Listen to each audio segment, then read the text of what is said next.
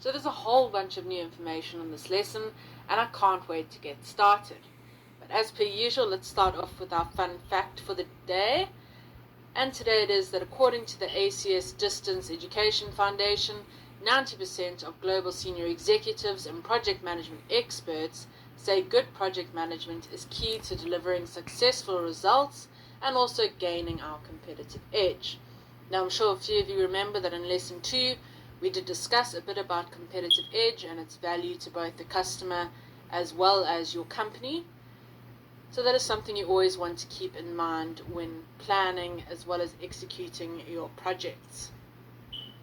The objectives for today's lesson include talking about change management, and within that we'll discuss how to go about requesting change, how to do an impact analysis, how you would go about approving or denying a change, implementing approved changes, and reviewing and reporting on the success of the implementation of these changes.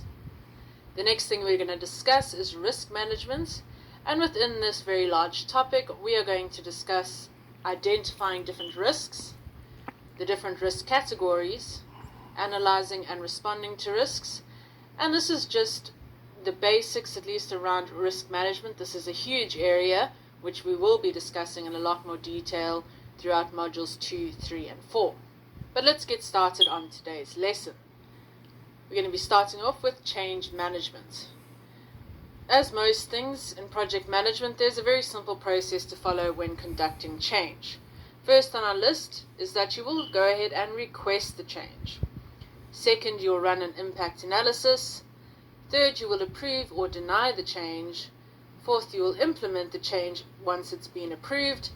And fifth, you will review and report on implementing the change, or on how the implementation went.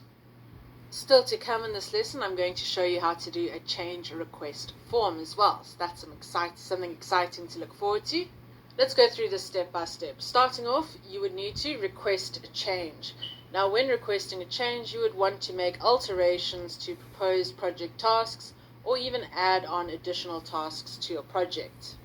Now, before you go ahead and start logging change requests like crazy, remember that there are 100 different suggestions that you could make. But before you go ahead and make these, you need to ask yourself some very important questions. Have you done enough research to stand by your suggestion? Now remember, when you talk to the stakeholders or other project team members, they may have more knowledge on the topic than you do, and you don't want to come off looking stupid.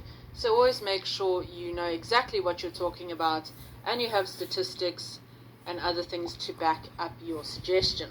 Secondly, is the change within your defined scope? What are we watching out for with scope? What is project manager's worst enemy or worst nightmare? You should all know this by now. I've told you many times. It is your scope creep. Now, by what I'm saying here is that, are you going to change your defined scope? So is this addition to your project going to now create a lot more work? Is it going to then push your budget out as well as your timeline and then push you into scope creep? The next thing you need to consider is, will implementing the change contribute to your project goals? Does this change directly line up to the success of your project, or is it something that is just nice to have and it's not actually going to affect whether or not your project is successful, but it will add some value in other areas? Would this change be considered a high priority? Now, who can remember what RAG stands for? Remember that we used RAG to identify high-level risks, medium-level risks, and low-level risks. So what does RAG stand for? Well, RAG is your red, amber, and green review. Well done if you guys remembered. Otherwise, remember that you can go back and watch Lesson 2 again if you're a bit rusty there. The next question we would ask is, what resources would be needed to implement this change?